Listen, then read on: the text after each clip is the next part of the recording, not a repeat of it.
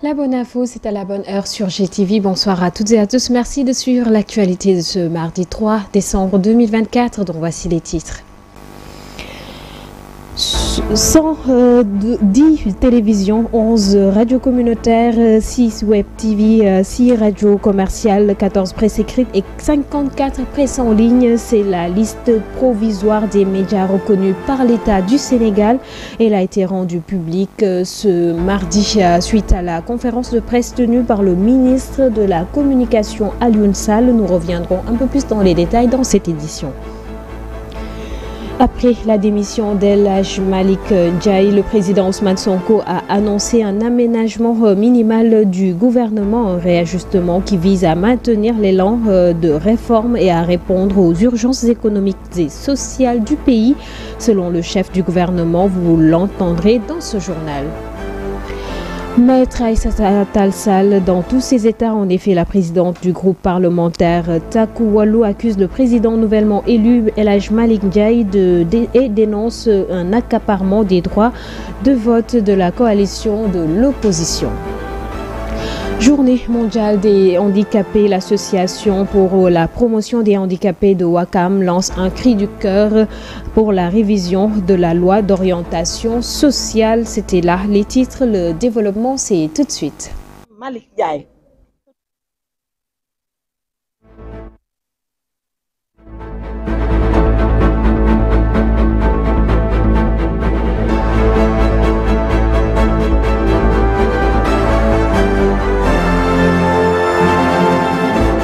Bonsoir mesdames, mesdemoiselles et messieurs, ces informations que nous démarrons avec cette note de brève. Un incendie s'est déclaré à Bernabé, Sénégal, une situation située sur la route de Rufisque ce mardi, donc tout à l'heure après 18 heures, spécialisé dans la quincaillerie industrielle, les matériels industriels, les produits métallurgiques et les matériaux de construction.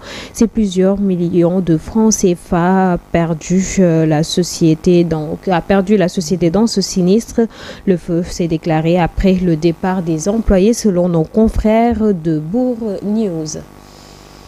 Et puis nous parlons de cette conférence de presse ce mardi 30 décembre. Le ministre de la Communication des Télécommunications a publié la liste des médias reconnus par l'État du Sénégal. Sur 381 médias enregistrés sur la plateforme, 112 sont actuellement en conformité avec le code de la presse. Il s'agit de 10 télévisions, 14 journaux, 14 chaînes de radio, 11 chaînes de radio communautaires, 6 web TV et 54 presse en ligne. Le ministre de la Communication et des Télécommunications Alioune Sall, que nous suivons au micro d'Idrissa Fall. Après avoir fait les analyses, on a recensé 112 médias enregistrés sur la plateforme qui sont en conformité avec les dispositions de la loi et la répartition. Aujourd'hui, sur 20 télévisions enregistrées, il n'y a que 10 qui sont conformes aux normes. Pour le moment, sous réserve de la régulation au niveau de la communication, il y a eu également 14 presses écrites. Comme je le disais, nous sommes dans un régime déclaratif. Aujourd'hui, après avoir vérifié les dispositions, ils ont respecté la loi. Après le dépouillement, et on a dénombré 14 enregistrements. Du côté de la radio aussi, 17, ce qui représente 64%. Également, pour les radios communautaires, ceux qui doivent avoir une convention au niveau de la CNRA, nous avons dénombré 11. Si on prend les web TV, qu'on a constaté pendant des années, une certaine prolification de pas mal de médiums, de web TV. Donc après avoir recensé pour le moment, il n'y en a que 6 qui respectent pour le moment la loi sous réserve de la réglementation. Et enfin, la presse en ligne. Comme les sites web et autres, on a dénombré 54 et eux aussi doivent respecter les dispositions de l'article 184. Nous respecter les dispositions de l'article 184. Et puis nous revenons sur la première session de l'Assemblée nationale, donc la 15e législature, suite à l'élection du ministre El Hadj Malick Ndiaye à la tête du Parlement. Le président de la République, pour sa part, a procédé à un léger réaménagement du gouvernement.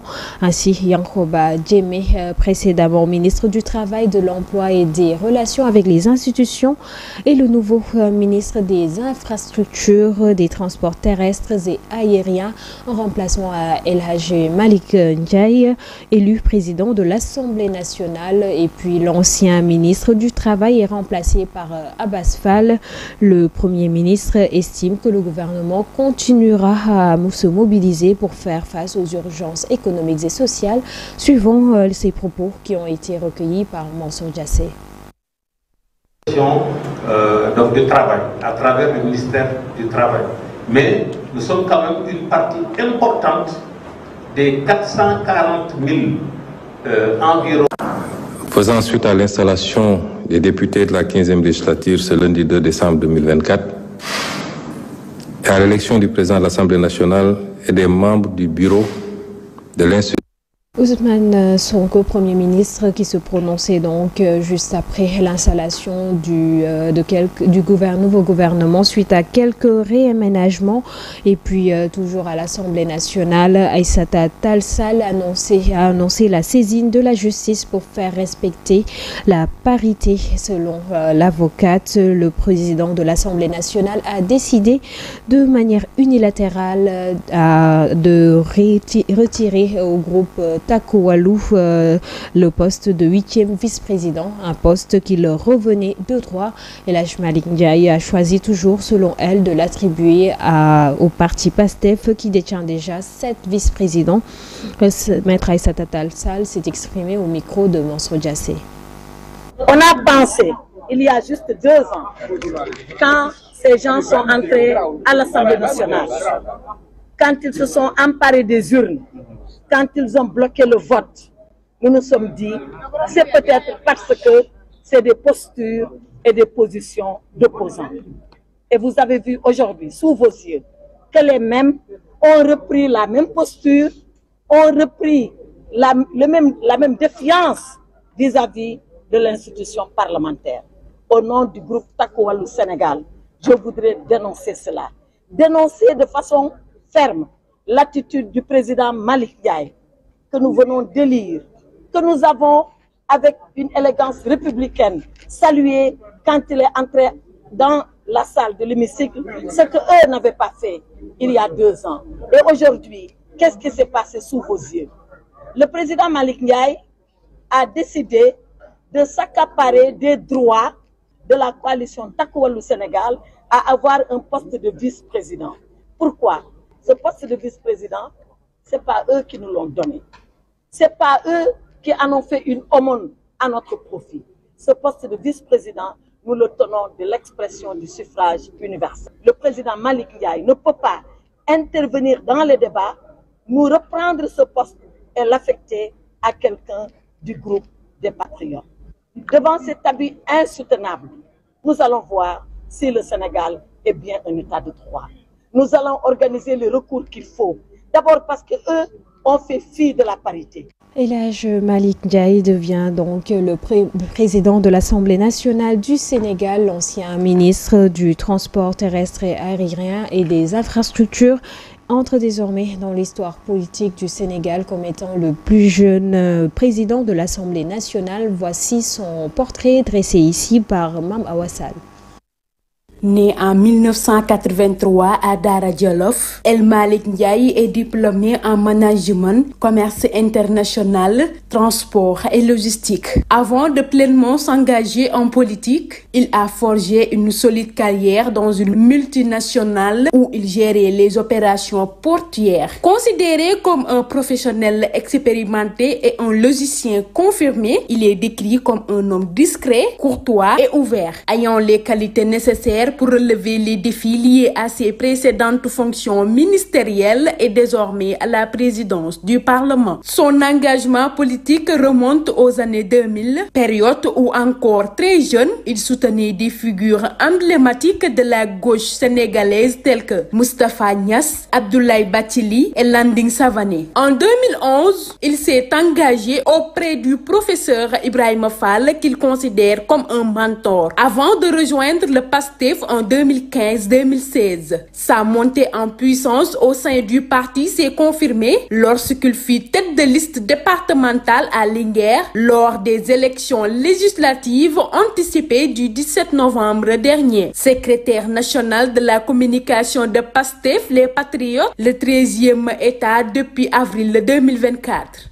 Ministre des Infrastructures, des Transports terrestres et aériens depuis avril 2024 dans le gouvernement dirigé par Ousmane Sonko. Au-delà des affaires politiques, El Malick Ndiaye est titulaire d'un master bilingue en affaires et commerce international, d'un master en management et gestion des entreprises, ainsi qu'un DTS en transport logistique. L'ancien ministre des Infrastructures et les Transports terrestres et aériens vient de terminer également un MBA et master en management à l'Université Dauphine de Paris. El Malick Ndiaye entre désormais dans l'histoire de la politique sénégalaise en devenant le plus jeune président de l'Assemblée nationale. Justice, 5 ans de prison ferme pour les 6 et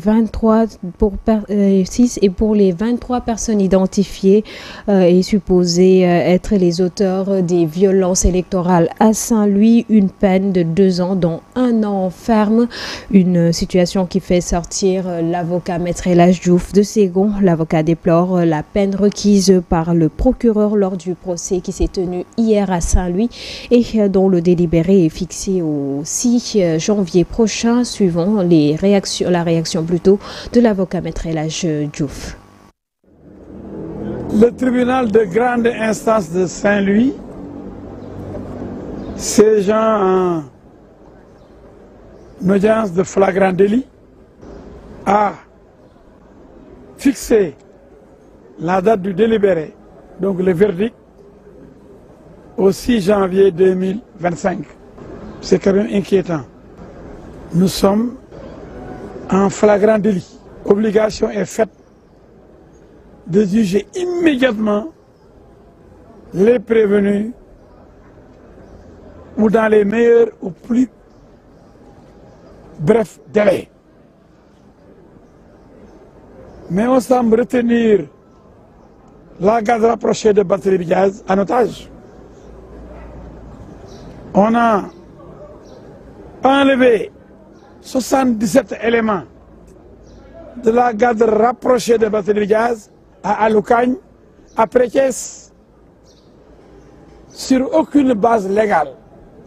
Comme vous le savez, Barthélémy a été menacé par celui que vous connaissez très bien. Et immédiatement, on a exécuté les desiderata de son concurrent, de son rival, pendant la campagne électorale. Et jusqu'à présent, comme vous l'avez vu, vous avez assisté à l'audience, il n'y a aucune preuve, aucun témoignage. Donc il n'y a aucune possibilité de condamner un de mes clients. Parce que la loi est formelle. Pour condamner, il faut des preuves. Parlons à présent d'un forum sur l'entrepreneuriat féminin initié par 1000 femmes FEP, qui s'est tenu ce mardi 3 décembre 2024. Une rencontre autour d'un projet qui vise l'autonomisation socio-économique des femmes parmi les couches les plus vulnérables. Le compte-rendu de la rencontre est signé Ndella Ndiaye et Sérignan. Le forum sur l'entrepreneuriat féminin, organisé par le ministère de la Formation professionnelle en collaboration avec ses partenaires canadiens, a noté la participation massive de la gente féminine, témoigne ainsi de l'importance de la rencontre. Le directeur de cabinet du ministère de la Formation professionnelle, Cheikh Fatma Diop, est revenu d'ailleurs sur l'histoire du projet. Le projet 1000 femmes est un projet co-conçu entre le ministère de la Formation professionnelle et notre partenaire de coopération coopération Affaires mondiales Canada et également le partenaire d'exécution Collège et Institut Canada. Le projet est en cours depuis 2021, doté d'une enveloppe de 18 millions de dollars canadiens, dont l'objectif principal est l'autonomisation des femmes à travers la formation, mais également le financement de leurs projets derrière, mais également une capacitation de l'ensemble des acteurs concourant à la réussite du projet avec pour finalité justement d'autonomiser les femmes et leur donner les capacités de s'éclore et de s'inscrire durablement dans le dispositif socio-économique du pays. Le ministère de la formation professionnelle a eu à faire plusieurs réalisations avec ce projet qui vise l'autonomisation des femmes. Beaucoup d'actions ont été développées. D'abord et avant tout, le cœur du projet, c'est donc la formation. Maintenant, la particularité de ce projet 1000 femmes, c'est que la formation s'axe essentiellement autour de la valorisation des acquis de l'expérience, qui est un dispositif novateur par lequel des femmes déjà détenant déjà des compétences donc sont certifiées, ont les diplômes requis pour justement montrer que ces compétences sont belles et bien existantes. Et derrière, en fonction du déroulé, accompagner les femmes vers des dispositifs de financement. Vous avez entendu parler de partenariat avec l'ADER, avec le 3FPT, pour pouvoir donc leur donner les leviers de pouvoir s'insérer dans le dispositif entrepreneurial avec pour finalité une éclosion socio-économique pour elles-mêmes. Khadifal, une des bénéficiaires du projet, elle rencontre toutes les opportunités qu'elle a eues dans le milieu de l'entrepreneuriat grâce à ce projet 1000 femmes FEP. On considère le projet comme une source de motivation parce qu'il nous permet de mieux entreprendre et il nous permet aussi de participer dans les formations, de renforcement de capacités. On a des améliorations. L'autonomisation des femmes est une priorité pour les participants de ce forum qui ont passé en revue l'ensemble des voies et moyens qui peuvent aider davantage les femmes à s'affirmer dans le milieu de l'entrepreneuriat. Direction la Petite Côte, le GIABA, groupe intergouvernemental d'action contre le blanchiment de capitaux et du terrorisme, s'est réuni à Saly pour l'évaluation de ses États membres. Moazou Oumarou, le directeur politique et de la recherche du GIABA, est revenu sur la position du Sénégal par rapport à la lutte. Selon lui, le Sénégal joue pleinement son rôle au sein du GIABA. Il s'est exprimé au micro de nos correspondants à Bourg, Astousso et Ousmane Bitey. There are four critical objectives that we set for ourselves for this meeting. The first objective is for us to look at the performance. Les objectifs sont au nombre de 4. D'abord, c'est d'évaluer la performance de nos États membres lors du deuxième cycle des évaluations mutuelles, cycle qui a duré pratiquement 10 ans. Ce qui montre que c'est un long processus. Nous allons voir ensemble et faire l'état des lieux de nos faiblesses et de nos défis. Je voudrais le dire sans équivoque que le Sénégal est l'un des pays les plus productifs, le pays qui est en train de faire le mieux pour essayer de résoudre ses lacunes après son rapport d'évaluation mutuelle, le pays qui est bien doté en ressources et qui a l'accompagnement de nos partenaires techniques et financiers. Je voudrais dire que je voudrais féliciter le Sénégal pour les efforts déployés pour pouvoir sortir de cette liste grise, mais surtout demander le pays à pérenniser ses efforts dans le cadre du prochain cycle des évaluations mutuelles. À présent, la rubrique Société dans cette édition, une rubrique qui s'intéresse ce soir au divorce. Le divorce, un taux de divorce donc qui au Sénégal s'accroît de jour en jour et de plus en plus. Notre pays donc qui est exposé à un phénomène qui s'explique difficilement. Quelles en sont les causes? Éléments de réponse avec Mama Wassal.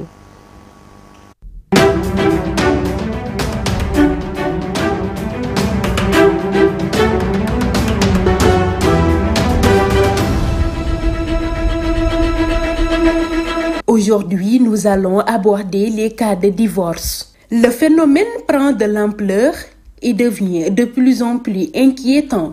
D'après le rapport de l'ANSD de 2024, 45% des mariages se soldent par une séparation. Qu'est-ce qui cause ces divorces?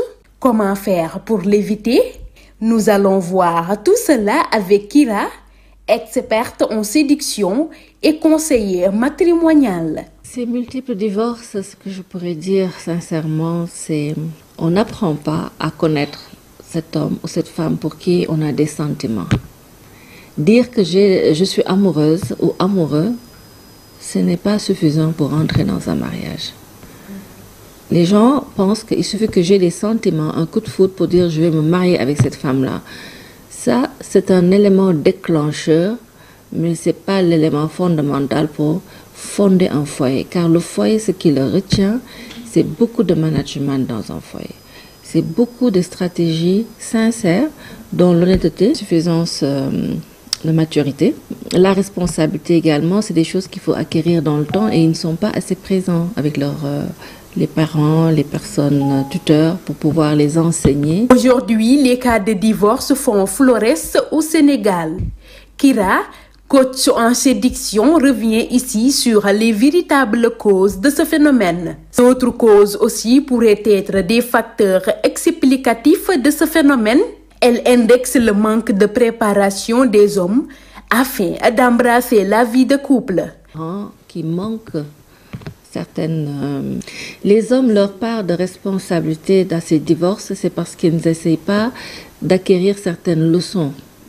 La seule leçon qu'ils retiennent, c'est il faut savoir donner la dépense, il faut savoir payer le loyer. C'est insuffisant. Ce n'est pas des choses qu'on apprend en quelques mots, c'est des leçons de vie, ça s'apprend sur des mois. Se préparer avant de rentrer dans le mariage. Les hommes sont vraiment dans une dimension d'insuffisance extrême même. Malgré la multiplication des cas de divorce, néanmoins, des solutions existent pour remédier à ce phénomène qui est devenu très récurrent. Il existe des solutions qui doivent venir des propres parents, de l'environnement auquel on grandit. Très tôt, mettre l'enfant dans certains contextes, ne pas le laisser vivre seul dans une chambre, ne pas le laisser avec ses propres biens sans le partager. Ça, c'est une solution. La deuxième solution, c'est une fois qu'on devient adulte, on doit se rendre vers des écoles pour apprendre comment on doit se préparer à la vie conjugale. Ça, il faut vraiment l'apprendre. Hommes et femmes, ça s'apprend.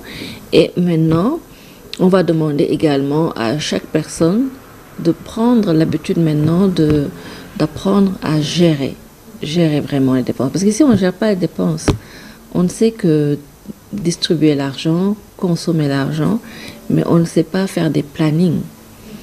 Et il faut qu'on apprenne à faire des plannings, c'est très important. Tu vas devoir également communiquer avec la personne que tu aimes. Donc, dialogue, communication, par force, on te l'enseigne. Et par force, tu le pratiques dans tout ce que tu fais au quotidien. Donc, c'est en le faisant correctement que le couple va arriver à trouver un terrain d'entente pour pouvoir mener sa route le plus loin possible. Le fait de vivre ensemble, ça aide quand il y a des problèmes. Les gens qui ont plus d'expérience, ils vont t'aider à comprendre qu'il y a une situation et on va t'apporter des solutions pour le résoudre. Les aïeux avaient fondé leur vie de couple sur des valeurs qui étaient ancrées sur la dignité, la responsabilité et la suffisance matérielle.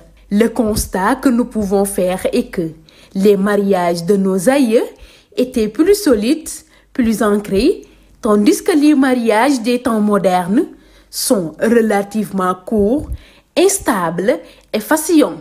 Avec la montée du matérialisme et d'éthique, les relations ont tendance à voler aux éclats de manière rapide.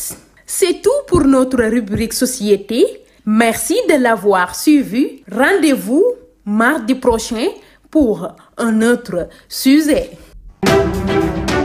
Et puis une note de sport pour finir cette édition Coupe d'Afrique des Nations de senior dames handball en RDC cette année 2024. Le Sénégal donc face au Congo-Brazzaville, le Congo qui inflige au Sénégal sa seule défaite du premier tour. C'était tout à l'heure à 16h. Le Congo donc qui bat ainsi le Sénégal sur la marque de 25 buts à 17. Les Lions avec 4 victoires, restent quand même solides leaders de leur groupe et qualifiés pour les quarts de finale qui démarreront demain. Pour le Sénégal qui connaîtra à la fin de cette journée son adversaire. C'est la fin de cette édition. Merci de l'avoir suivi et excellente suite de programme en compagnie de GTV. Bonsoir.